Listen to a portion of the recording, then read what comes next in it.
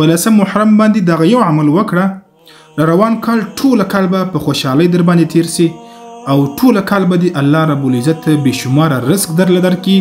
او چې کوم رزق یې درکړی دی په دې رزق کې به الله رب العزت فراخي او برکت در نصیب کړي. دغه یو ښایسته حدیث را سره واورئ او ضرور یې مخته شیر کړي چې ځکه چې 3 ورځې پاتې دي 10 محرم ته. 10 محرم ته 3 ورځې پاتې دي چې دا خبر هر چاته ورسیږي هغه پر دې باندې عمل وکړي. د ابو هريره رضی الله تعالی عنه څخه روایت دی چې جناب نبی کریم صلی الله علیه وسلم وفرمایل من اوسع على عياله واهله يوم عاشوراء اوسع الله عليه سائر سنته. چې کوم چا د عاشورا په ورځ باندې یعنی د 10 محرم په ورځ باندې په خپل اهل او عیال په خپل کور والا باندې خرڅه وکړه، مطلب دا دی چې د خپل وس مطابق